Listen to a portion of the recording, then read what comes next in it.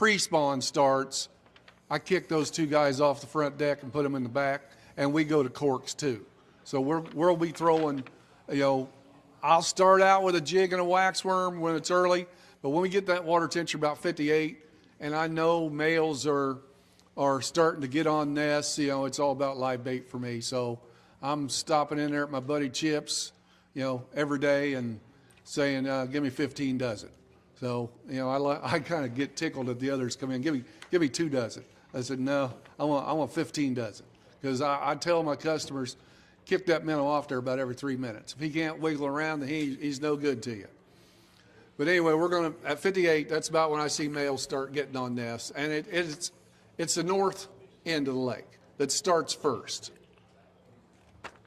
Yep, just do that.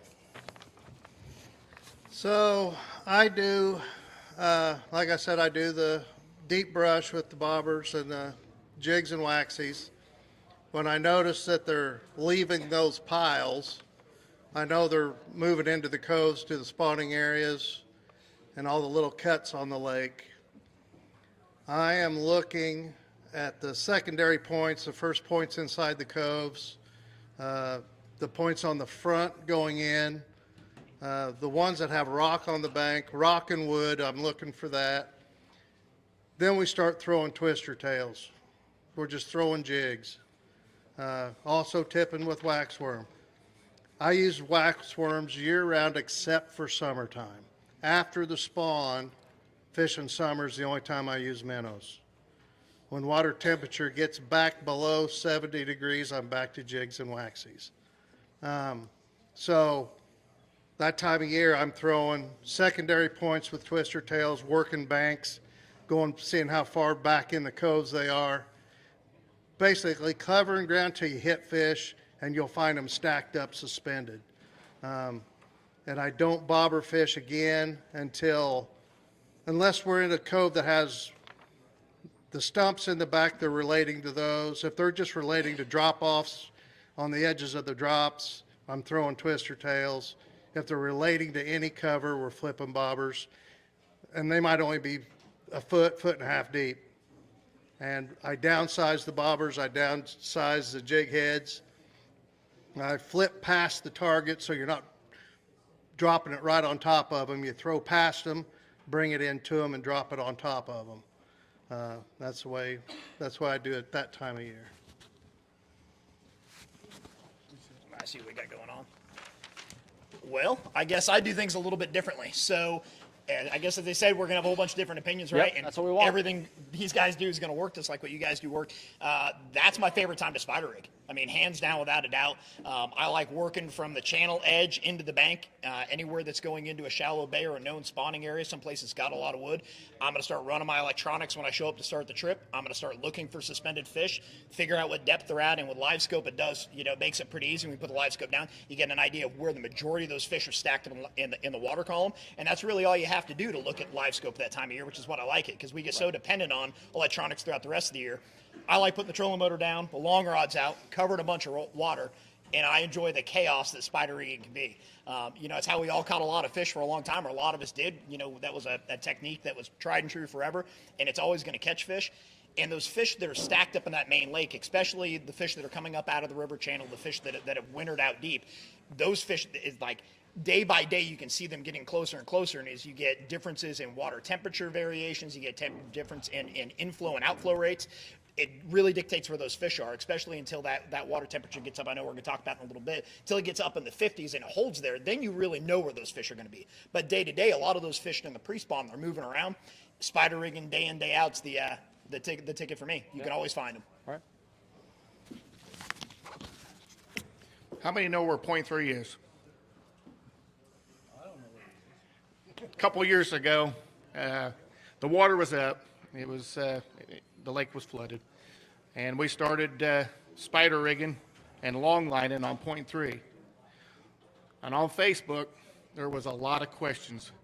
Where was point 3? And I had a guide trip on Saturday morning. Turned around, looked, and there was like 20, 25 boats on point 3. So, but anyway. On what I like to do, and I have a bass boat, And really depends on how many guys I have on the boat that day.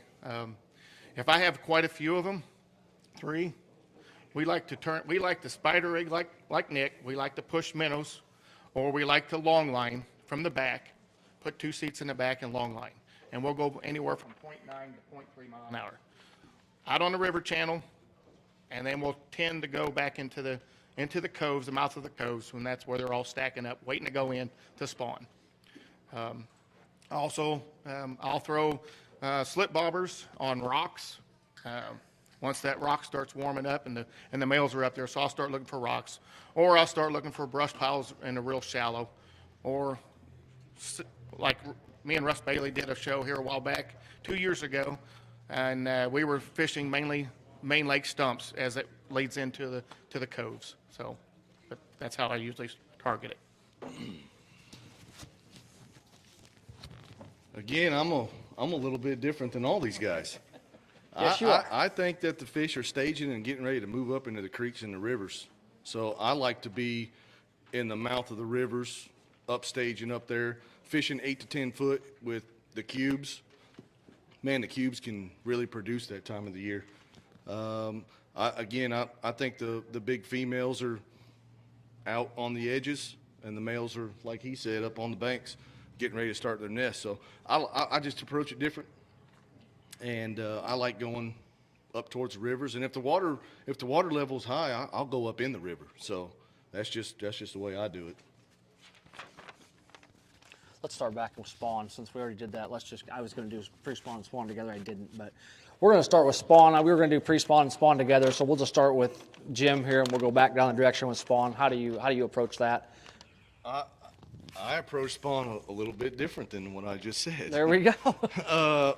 I like to look for the mustard weeds. If the mustard weeds are up, then I'll start corking a foot under a cork and just start jigging a foot under a cork next to the mustard weeds, and 9 out of 10 times you find mustard weeds, you're going to find the fish. What size jig head do you use? I use a 16th. Okay. All right. Yep. I'll find a spawning area, and I'll slip cork minnows over the spawning area. And I will say we release anything over 13 inches. They have to, those fish, the females have to go back into the water. Most of my clients will agree, and Why do you do that? Why do you release the bigger fish? Just simply that's your better spawners. You're going to get your fish that way. Okay. So There you go. It's like deer. Yeah. You know what I mean? You want Yeah. big deer, you got to let the small ones go. Yep. Yep. There you You go. want big fish, you got to let the big ones go to breed. There you go. Personally, I like the 9.5 inch fish. They fry up really good. I can't catch any bigger than 8, so you guys are doing awesome. Here you go. Day in, day out, I'm going to slip cork a minnow over a main lake stump. That's what I'm going to do that time of year. Slip I'm gonna cork a try minnow. I'm going to All try right. to stay away from people and find stuff that's not getting beat up every day. All right. Find something that's kind of out away from everybody. Get your fish, get out of there before anybody else sees you. Yeah. Play that game. Yep. You know, the Yep. spawn, let's be honest about it, there's a lot of people on that lake. Yep. And you go back to the same spots day after day, pretty soon you start getting beat. You know, Yeah. there were times last year that I was leaving Wolf Creek in the dark, and the place I fished the day before, there's already a boat on. Right. You know, it's just part of it. So you got to have a whole list of stuff in your head, you know, depending on the water level to go do, but slip cork and minnow There on you go. main lake stump. I like it. I'm either throwing a 16th ounce twister tail or jigging waxworm, fish shallow. We also try to throw back anything over. I kind of put it at 12 inches, and most guys agree to do that. And I tell them, you know, you're paying for the trip. You can keep whatever you want, except bass. I don't need any flat tires when I get back to the ramp. And most of them are good with that. They'll do that. But you get some people who's like, well, I'm paying for this trip. I'm going to keep these fish. Well, that's fine. I'll clean them for you. But as a rule, most of the time they will release the bigger fish. But I'm throwing the jig and waxworm like I always do, back of the coves. I try never to hit the same place 2 or 3 days in a row. if I hit a good spot one day, I'm usually not back into it that week. Maybe, 6 days later, I might hit it again if there's anything left in it. You can't go to the place twice. Like Nick said, somebody's going to be on it the next day anyway if they see you. So that's the way I work the spawn. Oh, boy. Mr. Fuzzy. Okay. So myself, these guys don't do as much as I do, but I do these seminars up Chicago, been doing fishing shows all over state for forever. And that's usually the first question. When is the spawn on your lake? There's no definite answer on this, but what I tell them every time, when we have 3 nights in a row that the overnight temperature don't get below 50, because I don't care if it got 80 and then it gets down to 30 that night, you're not gaining much. When you start getting them 50-degree temperatures at night, here comes the spawn. And it's on our lake, it's usually 10, 15 days of May till that water gets about 68 and the full moon happens right then it's done. And then they're going to get arguing all over the internet. Oh, I'm still getting blackmails, July 4th. That's a whole different story. But like Jim says down there, he likes to hit that yellow mustard flower. Me, I do too. I like to hit smart weeds just as well. It's all based on lake level. And I like to see that lake level come up 602 to 604. Won a lot of money back in the day, giving up on wood and going to mustard flower and smart weeds on up in the river, or even up towards Wilburn or up towards the junkyard. But, on the most part, crappie like to spawn somewhere where it's quiet. And it's going to get that afternoon sun hitting on it. It's back in a little secondary, small, tiny little cove that the sun pops its head in there in the afternoon, and it's not got wind on it. It's just a nice place to take a nap, basically what I tell them. I'm looking for spots like that. Like I said, until that water gets about 68. And then probably the next question Lee's got, here's what I do every morning when I get there at daylight at Bow Woods. I walk down there to the ramp, and I look at that moss right there at the water's edge. If I see any fry on it at all, then it's time to switch gears and go walleye fishing. So at 68, it's pretty much over for me, not even thinking about crappie no more for the next 5 weeks. So post-spawn, you're walleye. We're going to start Pretty much post-spawn, right I'm walleye fishing. Okay. We got anybody got any questions on the spawn? You guys got anything for them? I can't talk apparently. You do? What do you got? What kind of jig are you using with a wax line? Little hair jig? No, usually I've used mid-south tubes. I'm using big bite baits, slab tubes, as a rule. Plastics? Yes, plastics. Yep. I got one more here. What do we got? Just rule of thumb, while you think the spawn's going, do you fish the north end or south end? Say that again. For me, Just in general. Yeah, let's. I prefer to fish the north end. Fish are a little bigger. South end, I will go down there if it rains hard. On the north end, I've been doing this long enough that I said, okay, north end's washed out for a week. South end's got coves that go like this. They don't muddy as quick. I've seen this lake come up 6 foot in one day. And I'll tell this to Brian. He goes, what are you going to do? I said, I'm running lithium. I said, it won't muddy up down there for 3 days. And then when it gets done, and after that 3 days, I can go right back to the north end again. So I'd rather stay on the north end because the fish are bigger. Todd, north or south in the spawn? South end. There's just more stuff to fish. I can stay away from people a little more. And we're throwing back the big fish anyway. Nick? So we're going for numbers. That time of year, Todd and I run into each other 2 or 3 times a day. I'll fish both ends. This really depends, almost like Steve, if it rains up there, I'll head south. If it, after 2 or 3 days, we'll go back up to the north end. Fish are always bigger. Yeah, I agree. But at the same time, the north will spawn before the south will, I think. So you can fish up north for a while and then go down south a week later and still have the same fishing. Anybody else? All right, let's go into post-spawn. We'll go start with Steve. What's the next question? Let's do post-spawn.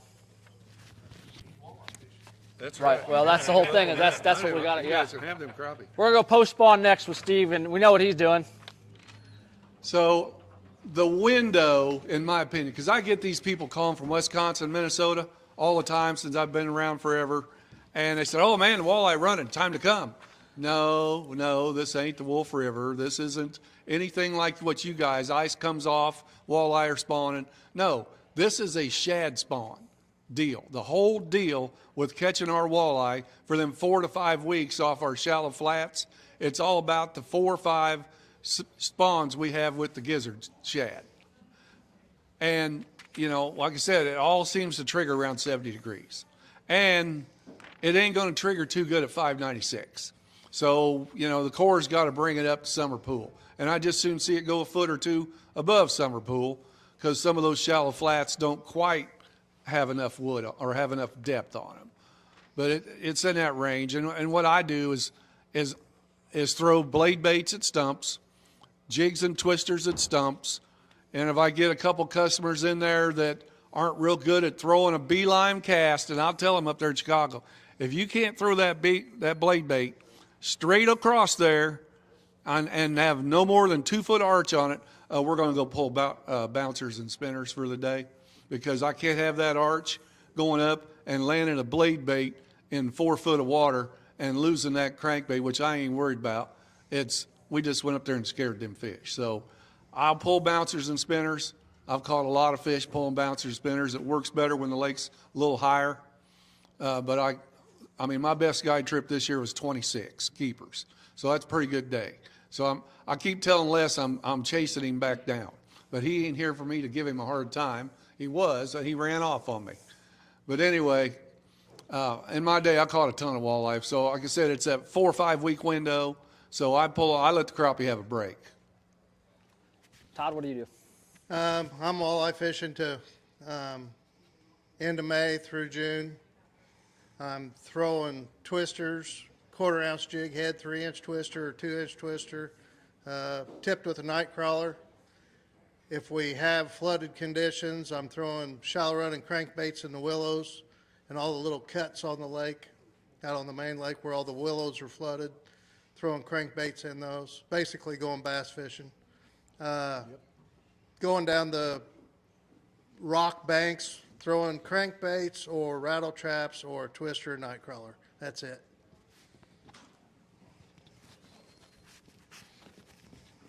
It's probably my very favorite time to fish. So most people know that have followed me at all. You know, I have a background in big water fishing, both in the Atlantic Ocean and the Great Lakes.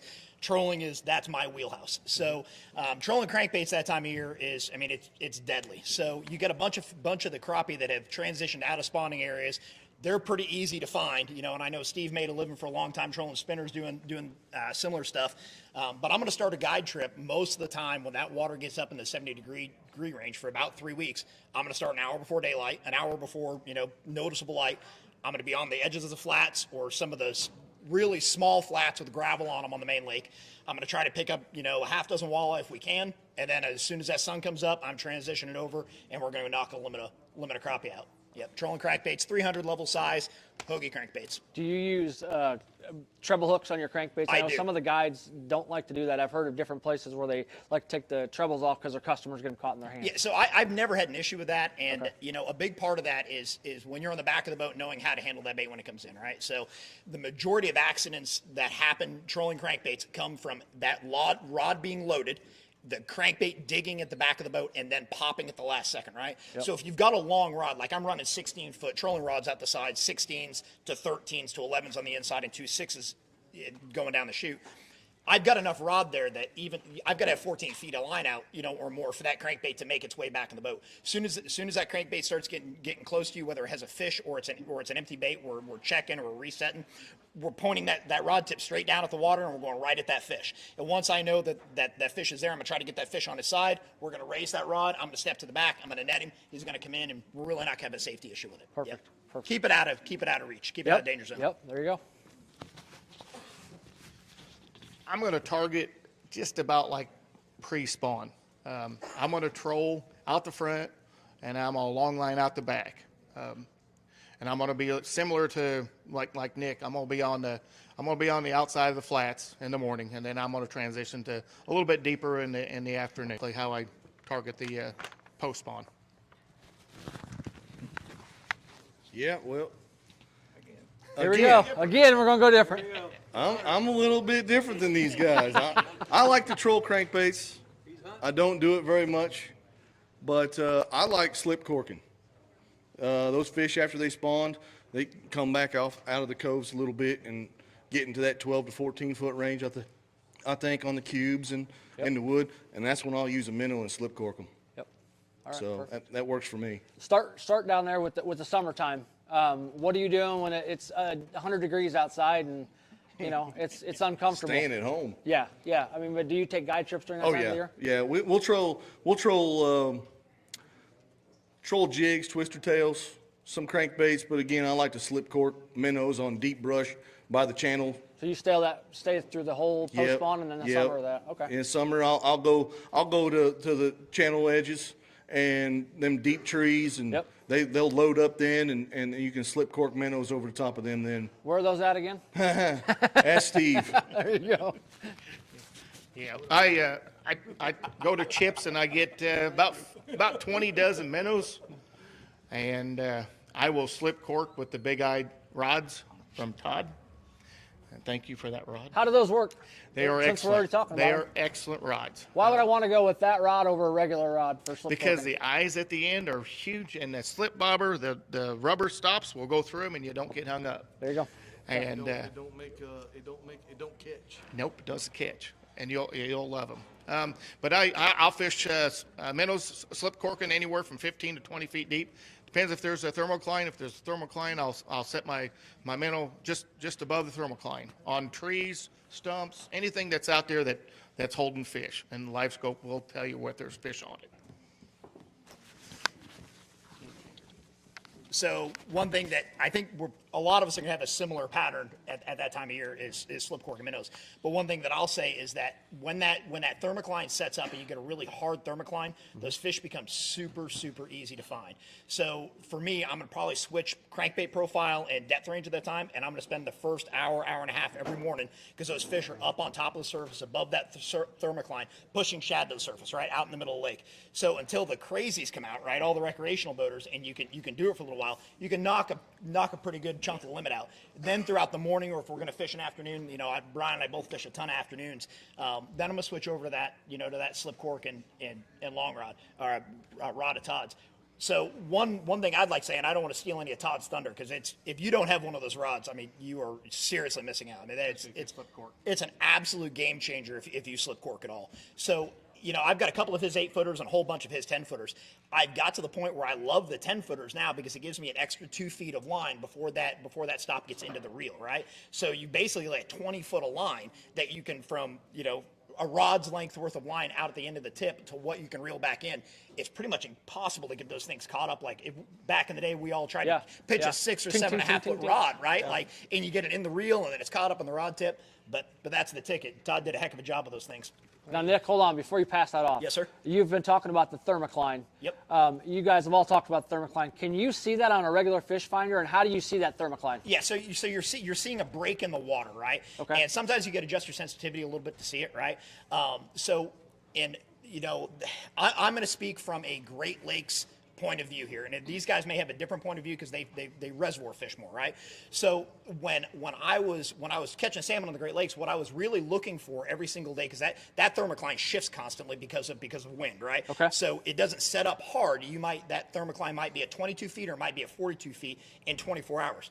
What I'm looking for is the difference in density of water, and that is actually what you're seeing on that graph, right? So when you see that bar coming across, it's water density, right? So colder water is denser than hotter water, and that layer lays on top of it.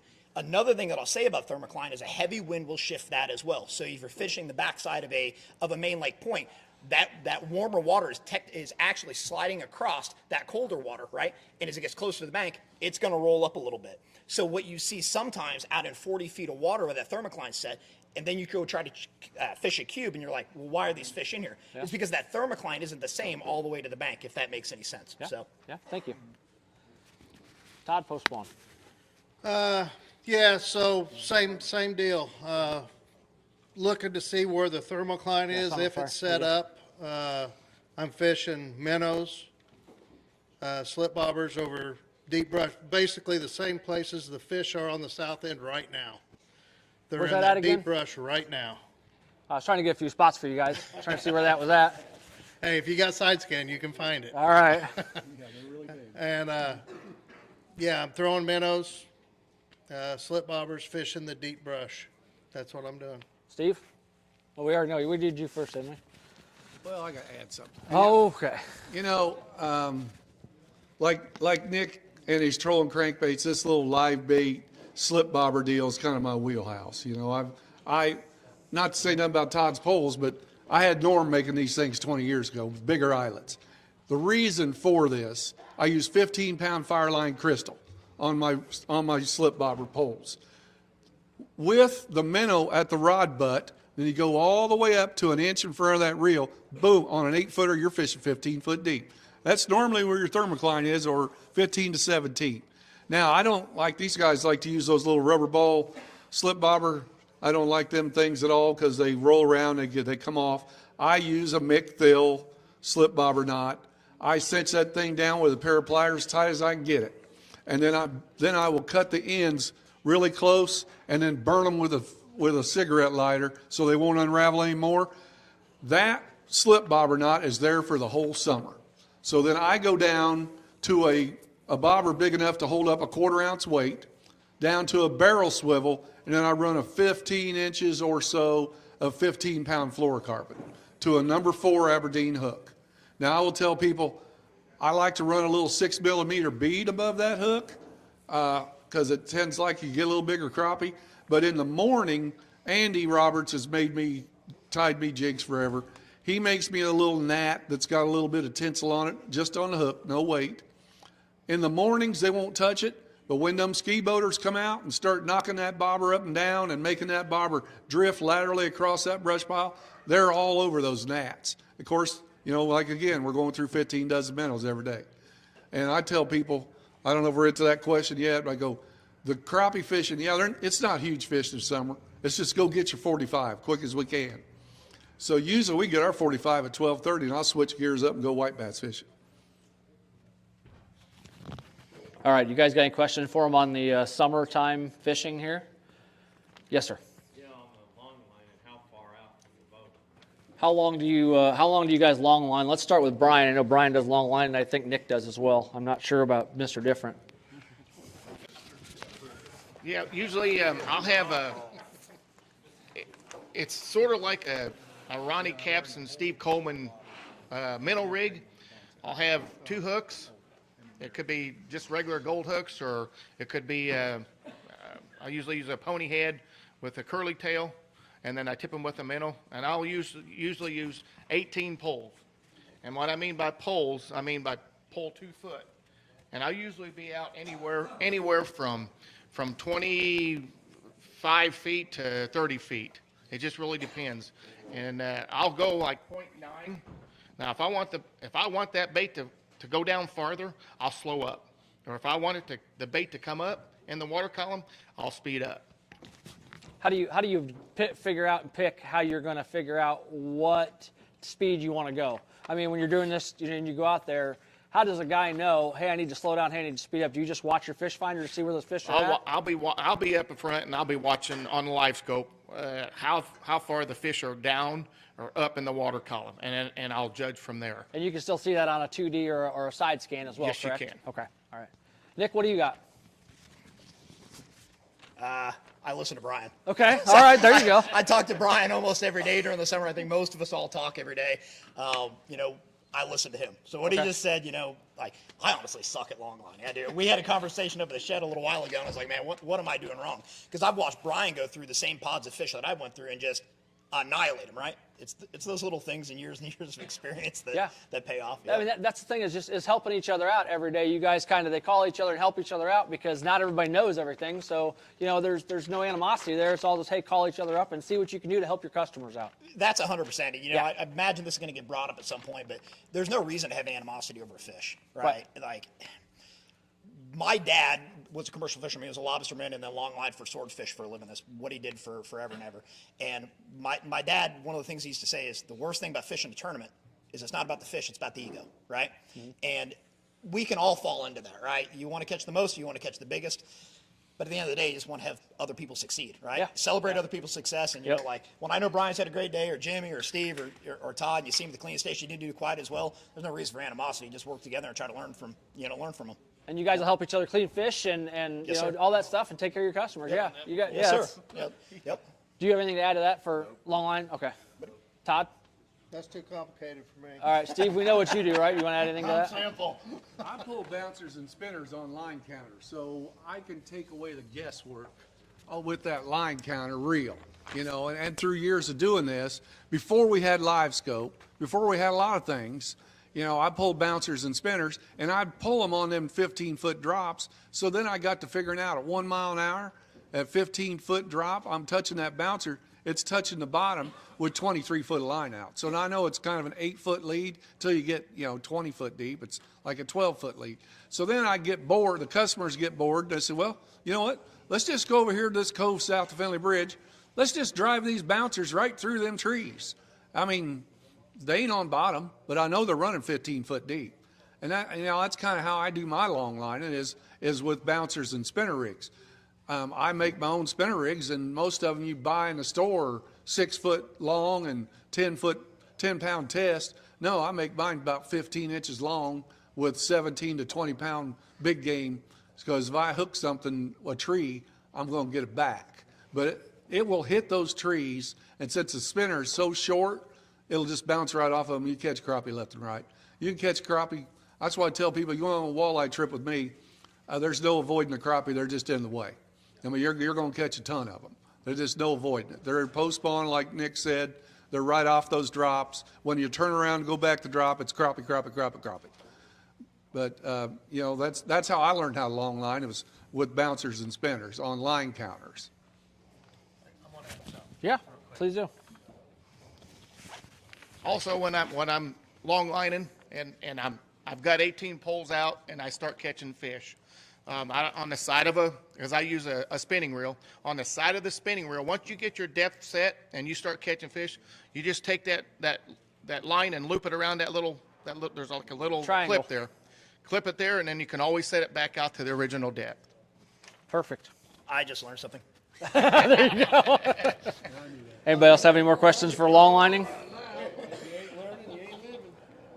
All right, let's go into, we know that pretty much this pattern holds up until late October, November, because that's the water temperature. So let's go into October, November, December, that, you know, start to fall period where everybody's wanting to chase deer. So Steve, how do you approach that time of the year?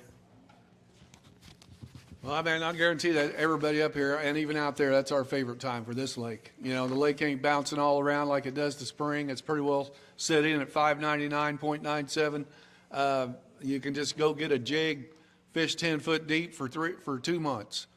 Basically, the fishing's just really easy. You know, when that water gets down, turnover happens sometime around 62, 65.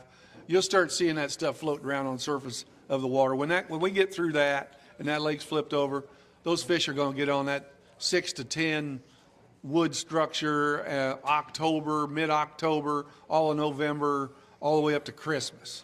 So, and it's really easy fishing, so there's really no way that's wrong. I'm being real repetitive. I'm back to when the fish are in the same area then, just like they were in the springtime. I'm back to jig and waxworm and slip bobber fishing the same way I was in the springtime. It's weird that you came out with a slip bobber pole, Yeah, considering you've never imagine done it that. before. Well, I mean, like everybody else, most of us fish the same way during the fall, right? So we fish with a long rod and a single jig most of the time. Whether you're fishing brush or you're fishing cubes, you know, those fish move in and out of that stuff. One thing that I would give a little tip, like, don't be afraid to go look at really small stuff. So the same stuff that's showing right now on the lake, there'll be fish on. And it can be really frustrating in the month of October and November. Like, we have the pleasure boaters all summer, But we've got all the crappie fishermen during the fall, right? People come out of the woodwork. Like every cube that's in 10 foot of water, there's somebody on. Every bed, every piece of man-made structure, artificial structure, natural structure, there's boats on it. It's a revolving door, right? And I'm sure everybody has seen that there's you can go to a place one day, leave it, another boat comes in, they leave it, another boat comes in, they leave it, another boat leave. Right now is the time you need to be out on the lake looking for the stuff that you're going to fish next winter. And it doesn't have to be big stuff. You know, that stuff may not reload as fast and get the volume of fish, but it's stuff that you can go find with your electronics, go take 10 fish off it, go to the next little small thing that has 10 fish on it, the next little thing. And then you're not fighting the same crowd for the, you know, the same thing every day. Yep, I like it. And just like Nick touched on, the stuff that's out there showing right now, it'll also be really good in the spring for cork fishing. But everybody likes to feel the thump in the fall. And I tend to use plastics and also my new guy, Hoagie Baits. He makes an awesome hair jig. Yes, he does. He made one for me. It's called Money, and I've used it here in Shelbyville, and I've used it in Grenada and Mississippi waters down there, and it's done really good. So Now you're going to do something a little different. I am. All right. I'm different. That's all right. That's why we like it. That's why you're here. I'm an avid tournament angler, so October, November, I'm going. I mean, I fish the HOI, so I go shallow. Okay. I'm going shallow as I can get. I'm going 6 to 8 foot, and I'm going up rivers, or not up in the river, but miles of them. I think they're wanting to stage and go up the rivers and put on that feed bag. Now, are you going to chase like a school of fish? You're going to chase one fish? I'm going to look for stumps in shallow water, Okay. and I'm also looking for open water fish. Okay. And these are probably the bigger fish of the lake. You're They going are. after those. Okay. And you know, when you get into December, you know, that water gets 36, 34. Yep. You can go pretty much anywhere on this lake and just an 8 foot on brush piles, cubes, stake beds, and just wear them out, man. Right. It's a good time. Cool. I have one more thing. Yeah, please. So I'm actually just going to hand the mic right over to Brian. So one thing we really haven't talked about, and I'm surprised Jimmy didn't, was the open water fishing at that time of year. So Brian, we had a heck of a day together. I jumped in Brian's boat. I don't know, when was that? That was all the way in beginning of January? January. It was during goose season, which I normally am chasing geese at that time. But, you know, he called me, you know, me, him, and his son went out. And can you talk a little bit about why those fish were where they were and how you knew they were there? I think you were there first. The wind was going to be real bad that day, and I had been over there, and it was out of the wind, and those fish tend to stay out of the wind this time of the year. But the water depth was perfect, and there was a lot of bait fish in there. There's cubes in there that was holding them. Plus there's a point there, a shallow flat, and the bait was on that, and they would chase out there to get them and then chase back in. Yep. But I enjoy also chasing fish, but the way, I mean, with the customers and that, it's just hard to chase fish, unless they really want to do that. You good? All right, I think we've gotten through all the seasons. I'm going to give you guys questions. I've got a couple for them here, since this whole event today was to benefit the Lake Shelbyville Fish Habitat Alliance and all of the habitat they've been putting in the lake. April, I know your dad's a big part of that, so thank you for that. We appreciate that.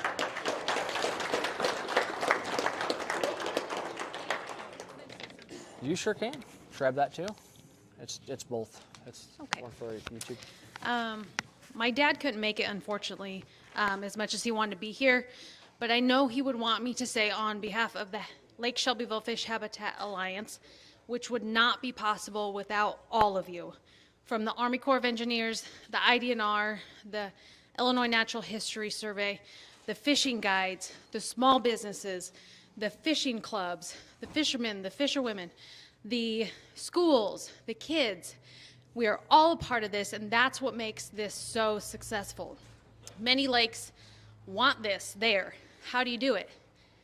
People, you guys, this is what makes this so successful. So thank you all for being a part of this. Stay there. How many cubes do we have in the lake right now? Over 2,000 How many stumps do we and have? growing. I don't know. All right. How many A are lot. we slated to put in this year? How many cubes are we slated to put in this year? Do we know? 400? cubes in the spring, 100 in the fall, 60 stumps per season. Got 100 or so Christmas trees we'll be doing on the 25th as well, right? A lot. And all of the maps are available online and at Chips Marine and Craig's and Yep. all the local area Yep. base stores? Okay. Yep. Okay. And while I'm up here, can I ask a question? You sure can. Okay. Because I know my dad would want me to ask this. Uh-oh. Who is the best fisherman? Oh! No, I'm kidding. I'm kidding. That's not my question. I'm kidding. You right. all are top notch in my eyes. Yeah, right. No. If you are debating getting a guide trip with any one of these guys, get it. It'll be well worth your money. They are awesome.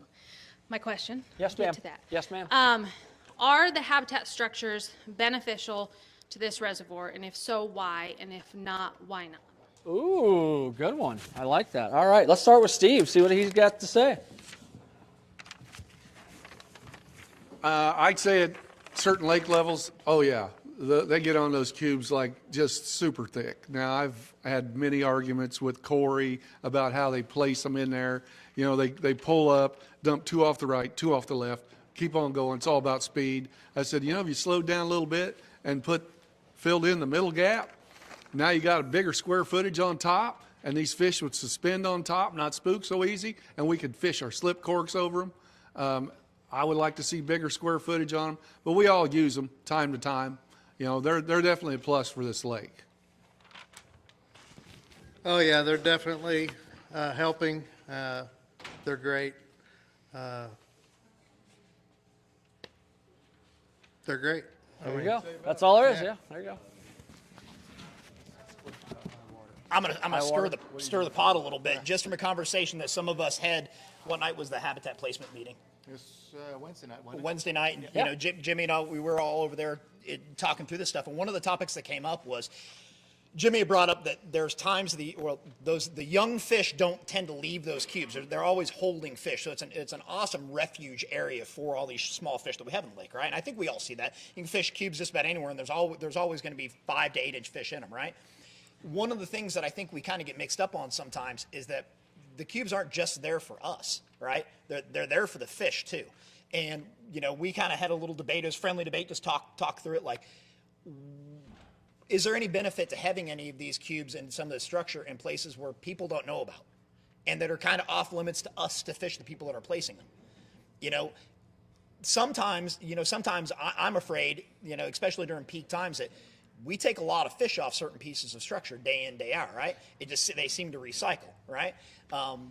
It's just food for thought. I'm kind of curious where Brian's head is on that.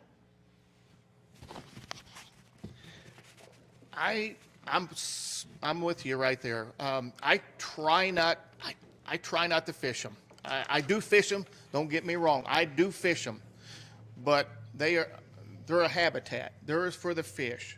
I try to give them their break, and I know I do fish them. I'm not going to say I don't, but I try to let them alone. And there's other stuff that I like to fish and that I can fish. That's kind of a different angle because it's always been the angle of it's there for gentlemen to fish or Yes, ladies to fish, it's there. and you're taking a different perspective where it's let's leave those fish have that habitat and let them do their Yes. thing. Huh? Okay. I do. All right. I try. Yeah. Yeah. I try to do the same thing he does. I try not to fish them, but if it's a tough day, you know that you can go to the cubes or the artificial stumps, and you can put your clients on fish. Yeah. I try not to fish them, but sometimes you have to. Yep. That makes sense. All right, we got a good question here a little bit ago. When the water is super high, how do you guys approach that? Let's say in the spring, let's say we get a big spring rain, here comes the water up. How are we going to approach it? Oh, not again. You're going to run the clear water. I mean, that's basically the easiest way to catch fish. You got to run clear water. South end's going to be clearer than the north end. I mean, we've talked about this a little while ago, but I want to go one step further in the summer, and it does it to us all the time. It'll stay up for 4 or 5 months. You know, Brian and I talk on the phone about it every day. What are you going to do? I said, well, 6:04, the fish leave all them brush piles out on Main Lake. 6:04 on up, you can forget about it. Before live scope, I'd be pulling bouncers and spinners just like Nick's pulling these crankbaits. But now live scope, people get in my boat, the lake's high. I said, what are we doing? I said, we're going chasing. We're going to look for street lights. I don't even understand. I said, at 60 foot on a live scope, a standing tree the whole top of it will be lit up like a street light if there's fish on it. And then when you get to 20 foot, then you can count how many fish are on it. And we're just going to go bang, bang, bang, bang, and hit 50 standing trees. So it changed live scope in my fishing, changed me 100% from the way I do it in the summer. And in high water, a lot of us are lost. 'Cause especially, man, I've seen this lake go 6:15. Hell, I just leave. I go to Kentucky Lake. 6:15's hard on anybody. I mean, my wife and I, she'll call people on the phone and say, where are you at? Oh, me and my husband, we're just driving around up here. We're out in some farmer's field looking at street signs, But anyway, that's kind of what live scope really is a game changer for a lot of reasons. But anyway, that's how I chase fish in high water. The high water bite, when it's real high like that, I'll go to the standing timber, like he said, and pendulum toss jigs. Covered as much area as I can cover. Flipping out, just letting it swing back to the boat. so much. Because you're going to go across a lot of fish at a lot of different depths that are going to be loaded up and down the trees. That's the easiest way I've Sounds good. found Yeah, I like in it. high water.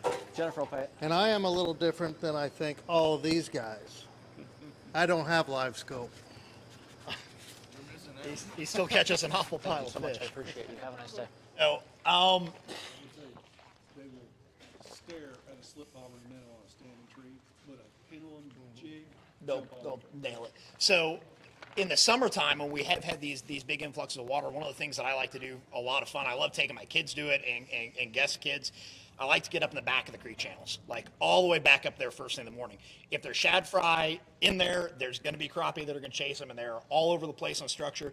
And then you just kind of follow those fish back out through the creek channel throughout the morning. And it's mostly because I just don't like getting beat to death on the main lake once the sun gets up and all the recreational people get out there.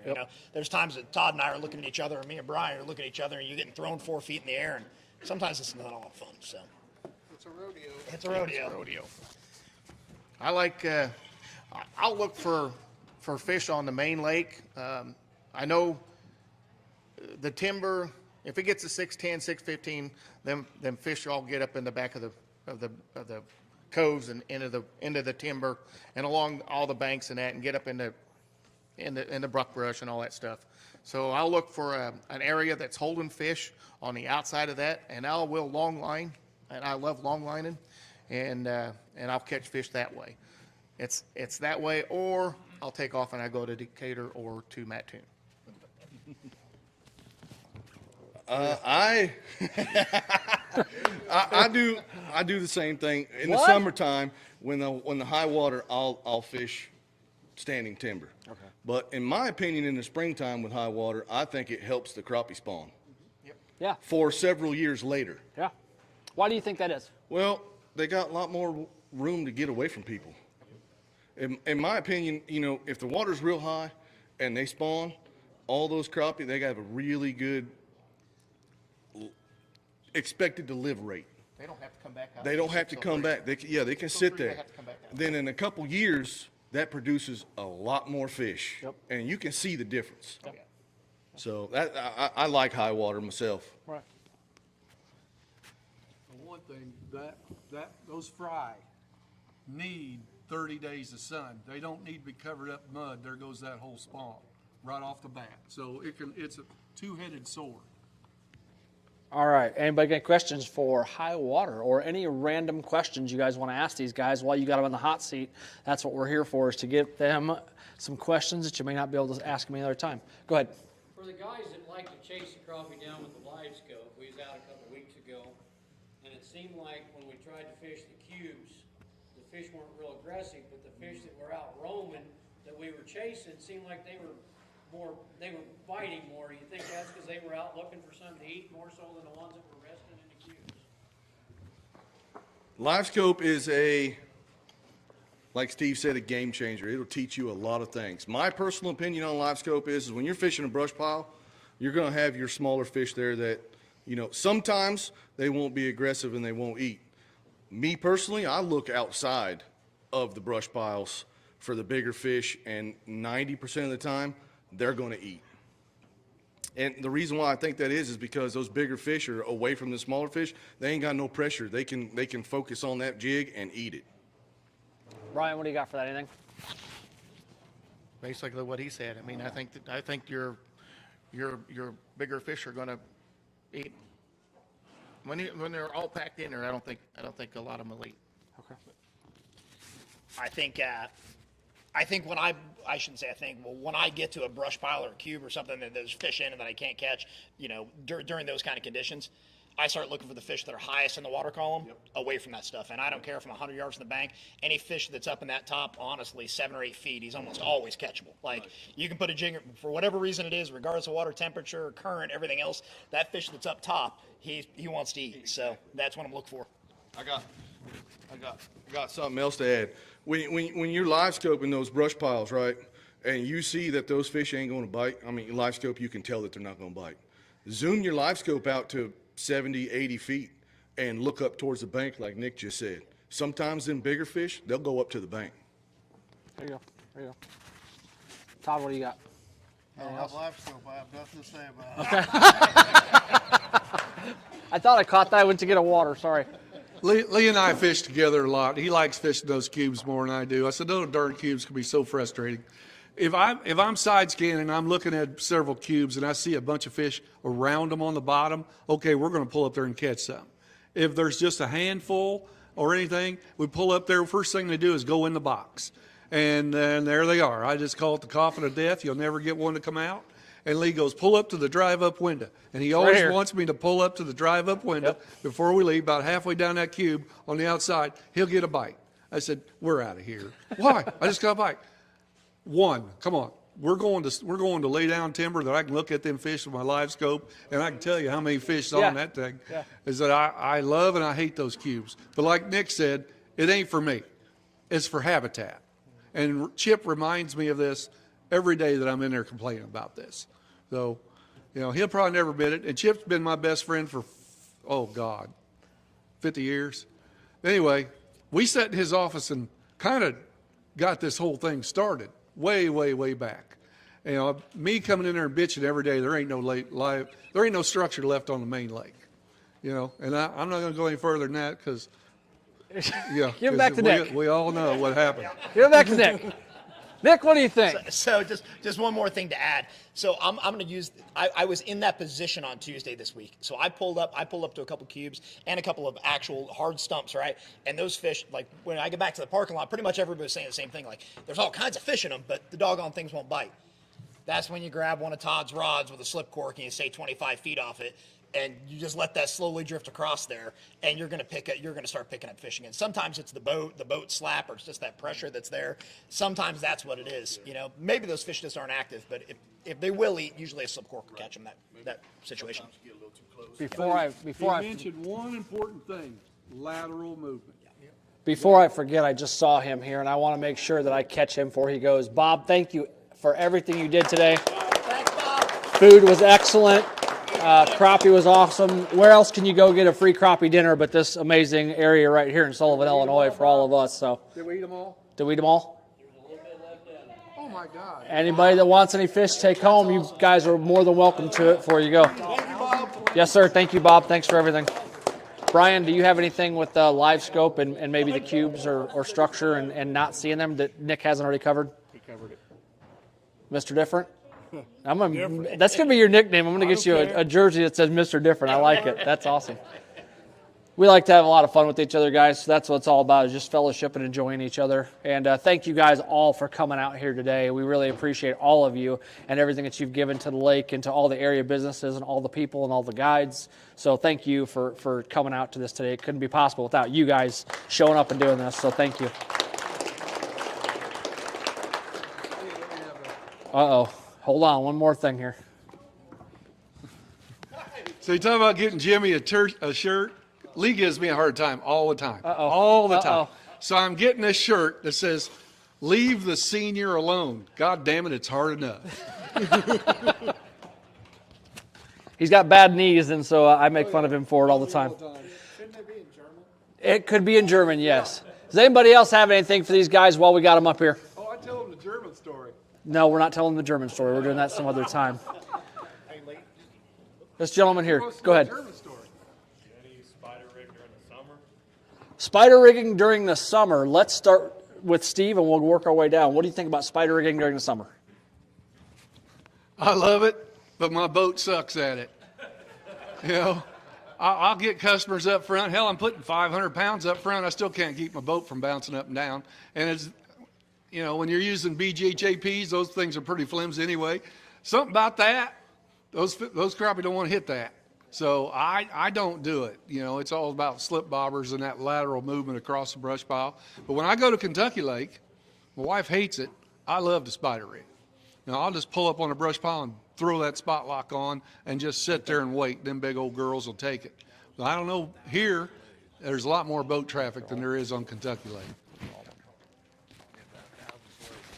I don't spider rig, so when I get people that want to, I send them to Nick or Brian.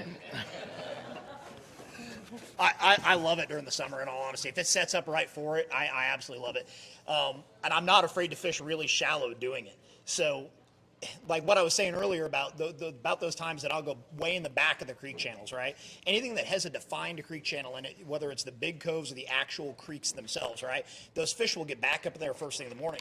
A lot of times I'll go up there and try to slip cork that and try to catch a good mess of fish. But the long rods are there. You put the long rods, and I work my way back down that channel. There were times, I really didn't do it this year, but there were times last year that I was in a creek that I was probably fishing 4 feet deep at 10 o'clock in the morning, and it's 100 degrees, and you're annihilating them. Like, those fish don't get messed with when they're in there, and there's a reason that they're back there. There's no pressure. So, but if you go look for them, you can find them. They'll bite. When I spider rig in the summertime, it's usually because the clients want to do it. Like I said earlier, I slip cork in the summertime. It's just basically the best way I feel to catch fish. But if the water is up and it sets up right, similar to what Nick, you can get way back in the bigger coves and get away from some of the boat traffic and spider rig and be real efficient with it. I'm going to be different and give you an answer of no. I don't like doing it. I will do it, but the boat traffic in the summertime is not fun. All right, we are going to do real quick here. So since I've got all you guys here, somebody that's here is going to win 2 more prizes because we said that you had to be here to win them. So April is going to draw for another prize that you guys have got your names in. So hopefully somebody's here that's got that. Thanks for donating for that as well for the prizes. We appreciate that. It all goes back to the Habitat Alliance. Gary Warren, are you here?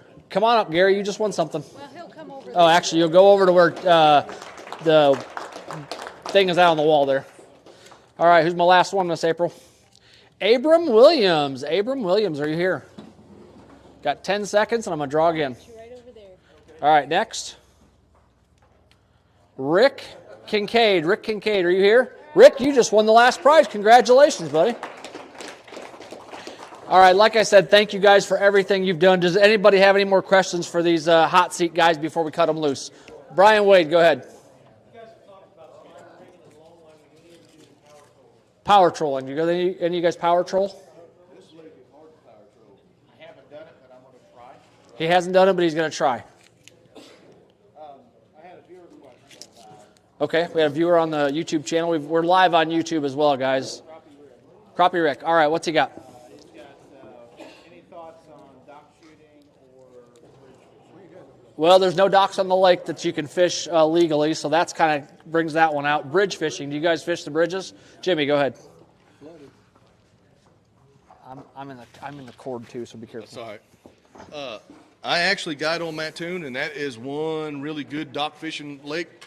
I dock shoot at Mattoon, and it can be very, very productive. Bridges, you guys fish bridges at all? With the links up to 615. Okay. Yeah. Looks like they don't normally fish bridges until the lake is up to 615. Do we have anybody else? This young man right here. Go ahead, buddy. How many fish do these guys catch in a day? Do you mean like a limit, or how many do they normally catch? Uh-oh. What's the limit on Lake Shelbyville, Steve?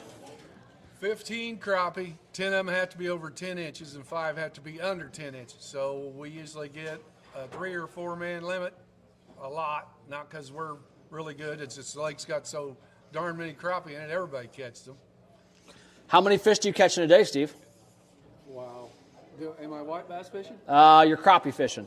Only Only crappie fishing. 90. 90? Todd, how many you get? Somewhere in there. Nick? Depends on the day. Oh, see how he gets out of that one? Brian? Sometimes I'm happy with 20. Okay. Mr. Different? All right. Is that good? You like that? All right. You got anything else for me? All right. Anybody else have any more questions for me? Best day ever. 540. 540. That's a lot of white bass. Uh-oh. I got Everybody. Andy, look here, guys. This is what you did today. So you guys have filled the jar up for the Lake Shelbyville Fish Habitat Alliance. Nice job.